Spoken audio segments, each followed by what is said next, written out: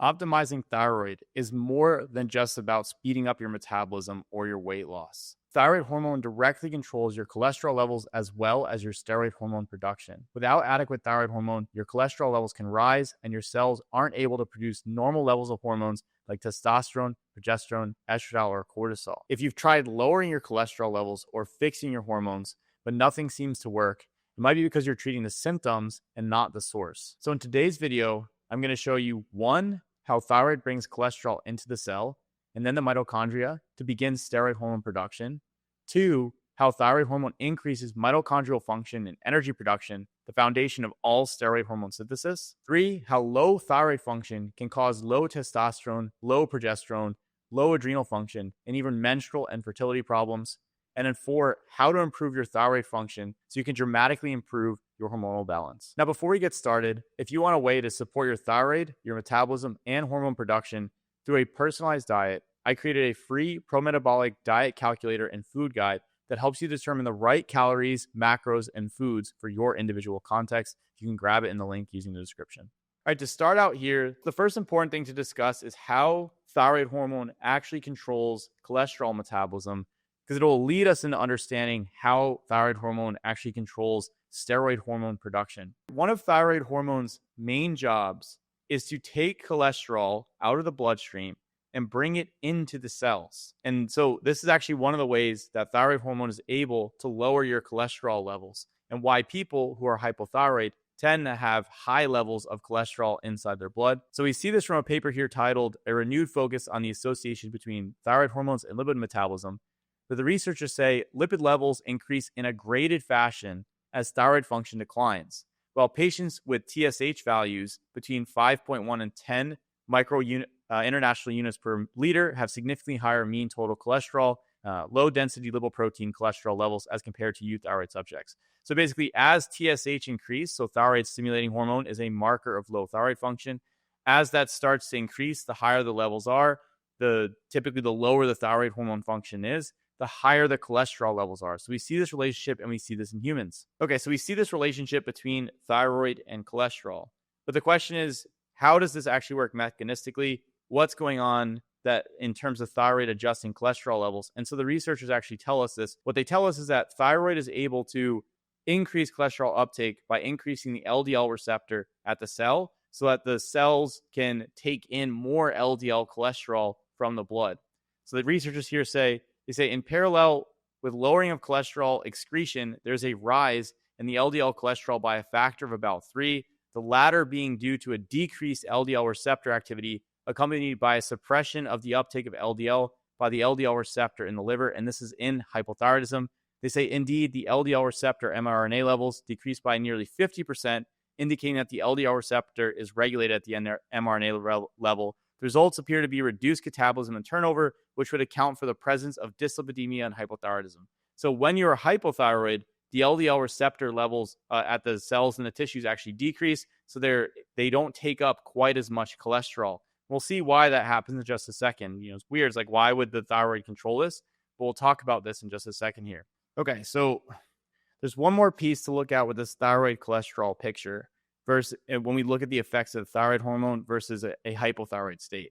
And so in a normal or a euthyroid state, what you see is that thyroid hormone can actually increase the production or the synthesis of cholesterol at the liver, as well as of bile acids. And in a hypothyroid state, you actually see a decreased production of cholesterol at the liver, which is weird, right? You would think that if you have a decreased level of thyroid hormone, you have a higher level of cholesterol in the blood, why would production actually be decreasing? Again, this is due to clearance. And the other question is, why is the thyroid gland actually increasing cholesterol production at the liver directly, and then also increasing LDL receptor at the cells so the cells can uptake them?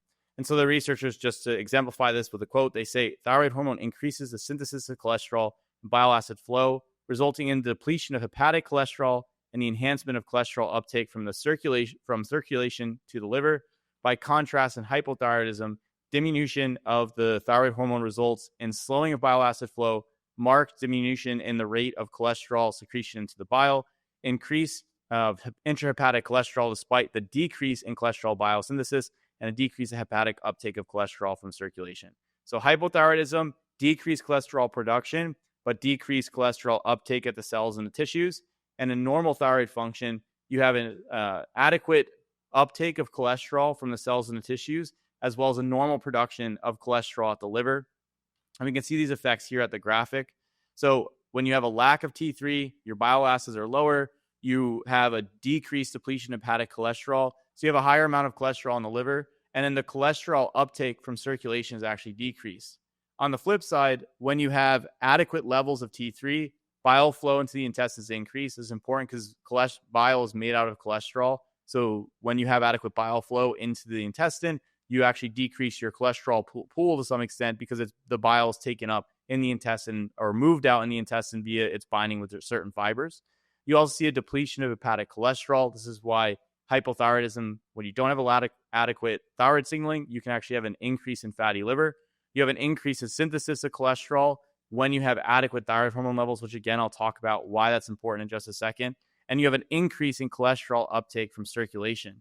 So essentially, the big issue in hypothyroidism that leads to the high amount of circulating cholesterol isn't that production's increased. It's that uptake of cholesterol at the peripheral tissues is drastically decreased. Whereas in normal thyroid function, you actually have an increase in cholesterol production, but you also have an increase in cholesterol uptake, which leads to overall lower levels of cholesterol inside the blood.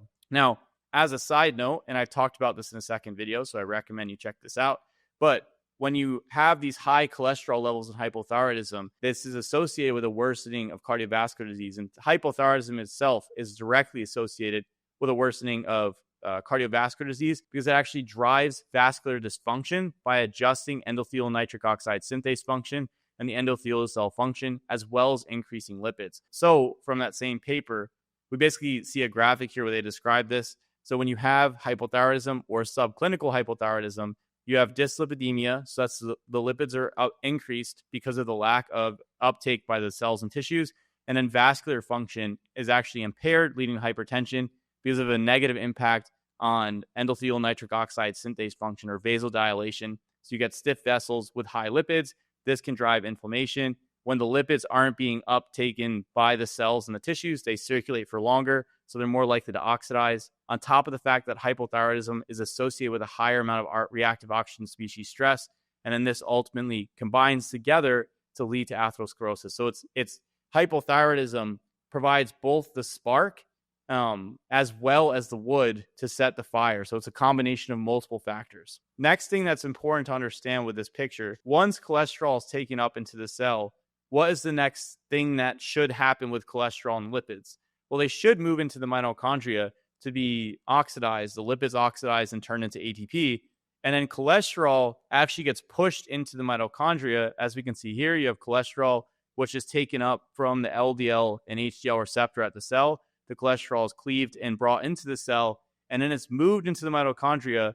We have this protein called STAR in the mitochondria, and STAR brings the cholesterol into the mitochondria where it's converted into pregnenolone, which is one of the basically considered the father of all steroid hormones. And then from there, the steroid hormones, your cortisol, your DHEA, your testosterone, your progesterone, your estradiol, aldosterone, etc., are then created from this pregnenolone. So cholesterol goes to the mitochondria, pregnenolone comes out, and then you get the steroid hormones from pregnenolone depending on the cell or tissue, right? So in testicular cells, you would see testosterone, potentially estradiol. In ovarian cells, you see progesterone, estradiol, and then from the adrenal cells, you would see DHEA, aldosterone, and cortisol, right? So the LDL needs to be taken up by the tissues, brought into the mitochondria, converted to pregnenolone, and then depending on the cell, you get these different steroid hormones. Now, the thing that's really important to understand here is that thyroid is essential for that STAR function. So thyroid increases the activity of STAR inside and at the mitochondria to bring cholesterol into the cell. And this is checked out in cell culture studies because it's obviously difficult to go look at this in humans. We have a paper here. This is titled Thyroid and Male Reproduction. And what they talk about is they say in the inner mitochondrial membrane, cholesterol is converted to pregnenolone, catalyzed by the cytochrome P450 cleavage enzymes using NADPH as a cofactor. Pregnenolone then diffuses out to cytoplasmic endoplasmic reticulum, where the remaining steps of testosterone biosynthesis are carried out. The conversion of pregnenolone to testosterone occurs via two distinct pathways, the delta 4 and delta 5 pathway. They go on to say, Jana and Bhattacharya have shown that T3 stimulates production by goat Leydig cells in a dose-dependent manner.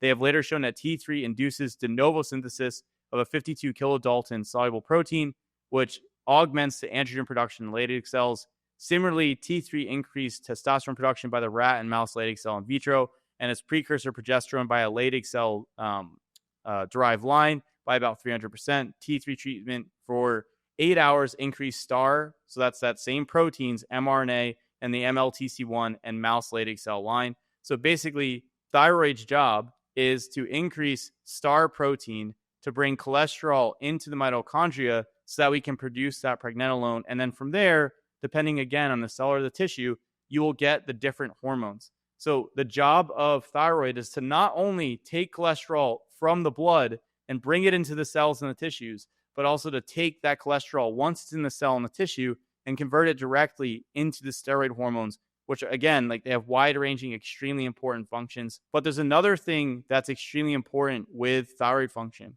and that's thyroid function is increasing the uptake of cholesterol in the mitochondria, but it also increases the production of new mitochondria, increases the quality of mitochondria, increases the energy metabolism, ATP production in the mitochondria, which that's going to be extremely important because in order for the P450 enzymes to take the cholesterol and convert it into steroid hormones, you need adequate amounts of ATP and reducing equivalents like NADPH.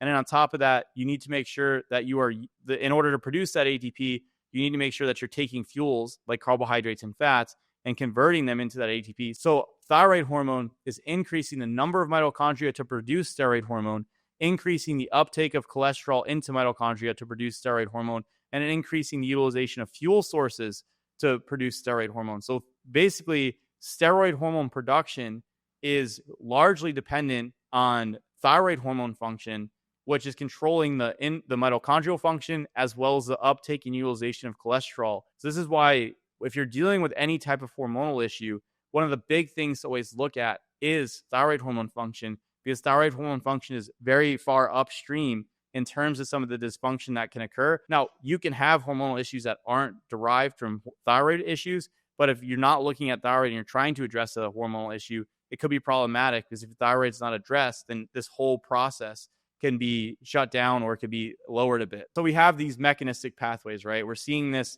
in different cell culture studies and different animal models and stuff like this, but does this actually play out in humans?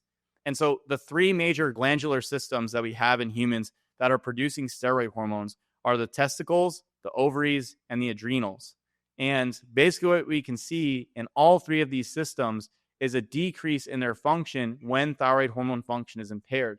So for example, for testicular function, we have a paper here titled Impact of Thyroid Disease on Testicular Function.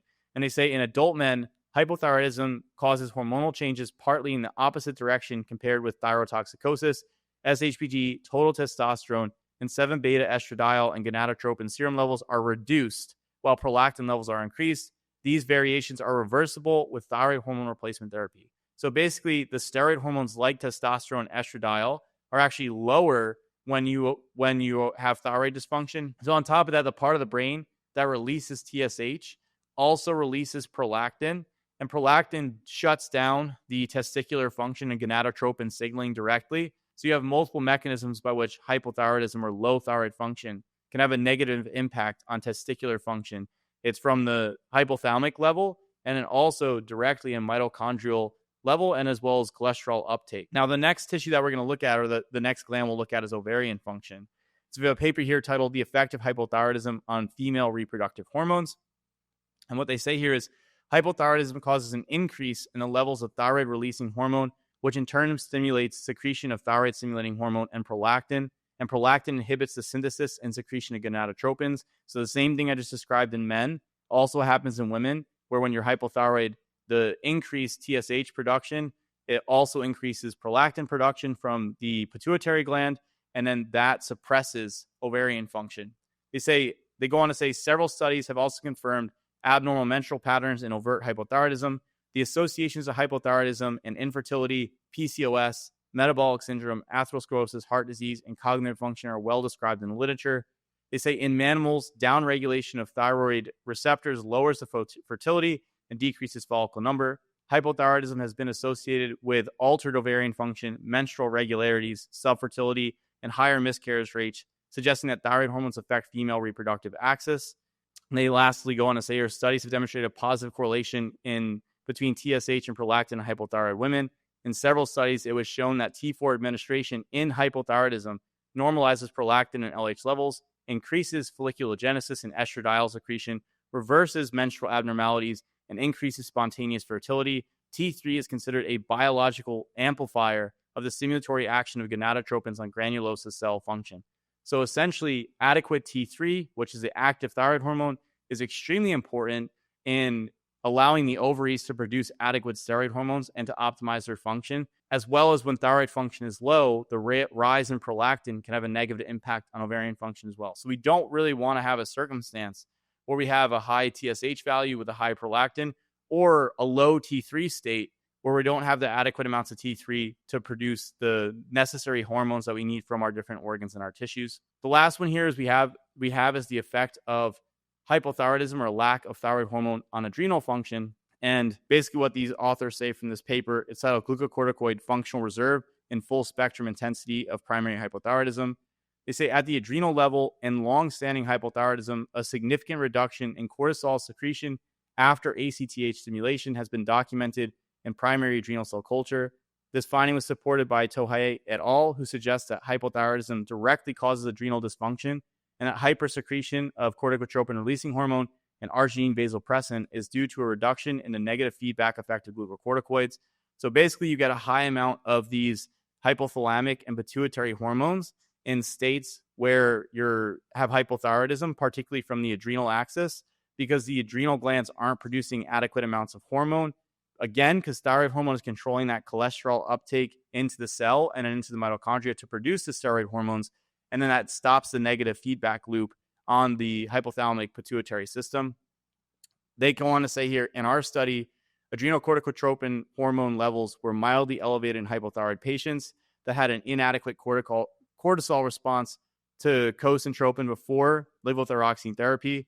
Remarkably, adrenal function was completely restored after reaching a euthyroid state, so a normal thyroid state, in 9 out of 11 patients using the 550 nanomole cortisol cutoff value. These results suggest a direct adrenal level and transitory rather than permanent adrenal dysfunction provoked by low concentrations of thyroid hormones. So the question is, if thyroid function is low, what are some things that you can do to correct your thyroid function? So the first thing you can do is actually look at what's going on under the hood. And so there's some labs that I recommend looking at if you are thinking that you're dealing with hypothyroidism. So the first ones are going to be your TSH, then you have your total T3, total T4, your free T3, your free T4, and your reverse T3. These look at your full thyroid axis. It gives you an idea of how you're metabolizing the different thyroid hormones, and do you have a lot of the active thyroid hormone in the form of T3 and free T3, or are you shifting more towards reverse T3 or staying mainly in T4? This is quite important, especially when you're looking at your context in terms of what type of diet you're using, whether you're low carb or higher carb, or you've been in a caloric deficit, or your training volume's been high, etc. The next thing you want to look at is a comprehensive metabolic panel. So you can see what's going on with your liver function. That's a big one in terms of determining what's going on with thyroid function. Because as I've talked about in other videos, the liver function directly controls the conversion of inactive thyroid hormone T4 into active thyroid hormone T3. A large portion of thyroid hormone is converted there via the deiodinase enzymes. Now, the next things to look at are going to be your mineral status. So these are going to be things like your iron panel and your ferritin, your serum copper, your plasma zinc, and your plasma selenium. If you have deficiencies, even if they're marginal in any of these minerals, it can have a negative impact on thyroid function because these are directly involved in thyroid hormone signaling, thyroid hormone production, and then also the effects of thyroid hormones at the cell in terms of increasing the production of proteins in the mitochondria that are involved in the electron transport chain like cytochrome C oxidase. So you want to make sure that you're not low in any of these minerals because it can impair the function and activity of the thyroid. And I've seen this quite a few times in clients where they're quite low on some of these minerals. Their thyroid function's wonky, their hormonal function's wonky, and the upstream correction was bringing the minerals on board, adjusting the diet and nutrition, and then the hormonal systems came back online instead of needing to directly just replace with hormones from the jump. So this is really important to look at, and I think it's kind of a blind spot that a lot of people don't look at. The other one is iodine. This one's talked about quite a bit in relation to thyroid, but it's very difficult to actually test iodine levels because they tend to be more in the tissues. So the testing would be like a 24-hour urinary test, which would give you a rough idea of where your iodine status is instead of giving you a full picture of what your tissue levels are. And on top of this, high-dose iodine can actually have paradoxically negative effects on the thyroid gland via the Wolff-Chaikoff effect. So you want to make sure that you're actually careful with iodine and when you're looking to use that to correct thyroid dysfunction. Now, outside of looking at some of that testing, and obviously looking at some of the other hormonal systems with the testing can be quite important, but you can also look at what's going on in your diet. If you've been in a heavy caloric deficit, you've been in more than 30% deficit for an extended period of time, there's a good chance that that can have a suppressive effect on thyroid function. Because again, thyroid's job is to control energy metabolism and it's to increase energy metabolism. So if your body is registering that it's in a huge energy deficit, it's not going to try to increase thyroid hormone signaling in that state because you don't have enough fuel coming in. So it's going to conserve some of the fuel source. And you see this in the literature with very low calorie diets and also starvation settings. You see the active thyroid hormone T3 starts to drop. Another thing with this is prolonged fasting can actually have a negative impact on thyroid signaling as well. So you want to avoid very long fasts, 3-day fasts, and multi-day fasts, things like this. They can be quite negative for thyroid function. Even longer, like alternate day fasting regimens over the long term can have a negative impact on hormonal function because again, you're creating both a caloric deficit and you have extended windows where you're not eating. The next one is going to be protein intake. If your protein intake is excessively high, this can have a negative impact on thyroid function because it starts to upregulate the urea cycle and the breakdown of ammonia, and the protein can also crowd out some of the other energy macronutrients like carbohydrates and like fats. So you want to make sure you have an adequate protein intake because too low protein intake can impact thyroid function in a negative fashion, but also too high protein intake can have quite a negative effect as well. And again, I recommend you check out the pro-metabolic diet calculator that I put because it gives you a range of protein. The typical range I'm looking for is between 0.64 to 0.82 grams per pound. Now, the next one is carbohydrates.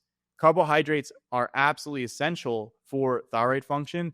Adequate carbohydrate intake is important for appropriate insulin signaling that controls the iodinase function. The iodinase enzymes are the enzymes that convert the inactive thyroid hormone T4 to the active thyroid hormone T3. So you want to make sure that you have adequate carbs on board, so you have adequate insulin signaling, so that the liver gets the message that you're in a good state, you have quite a good amount of fuel coming in, so that you can have active thyroid hormone signaling. And this is also why low carbohydrate diets can have a negative impact on thyroid function, even if caloric intake is kept at an appropriate level. It's because of that decreased insulin signaling overall. Now, the last one here that's really important to make sure is dialed in is that your microbiome, your gut function is working appropriately. If you have a high amount of endotoxin or toxins coming in from the gut microbiome into your system, this can have a negative impact overall on your thyroid function by basically shifting your T4, your inactive thyroid hormone, towards the anti-thyroid hormone, anti in quotations here, which would be reverse T3, and also can impair thyroid hormone production, T4 production, from the thyroid gland directly. So you don't want to have a high amount of circulating endotoxin coming in from the gut. This can also impact liver metabolism, and via impact liver metabolism, lower your active thyroid hormone levels. So this is another really big one. And I've seen quite a few clients who have serious gut issues, things going on that get very high reverse T3 values because of dysfunction inside the gut. So that's something that's important to actually look at and address so that you can get thyroid function humming along again. There's also other anti-thyroid compounds in certain foods like raw cruciferous vegetables and high soy intake, but most people are avoiding those, at least coming from a bioenergetic or a paleo or carnivore or keto sphere. You tend to see those things minimized, but that's also something that's important to look at or consider if you're not coming from those spheres. Some foods can have plant compounds that can actually negatively impact thyroid function if you have high amounts of these inside the diet. All right, so now that you understand how integral thyroid is to your cholesterol, your mitochondrial, and your hormonal metabolism, one of the major drivers, as I mentioned, for low thyroid function for most people isn't actually thyroid damage or direct thyroid damage. It's the diet they're following that's keeping their thyroid function suppressed, keeping their free T3 levels or active thyroid hormone levels low. And watch this next video to learn how certain diets, like low carb diets, can actually lower your active thyroid hormone levels and how you can reverse it.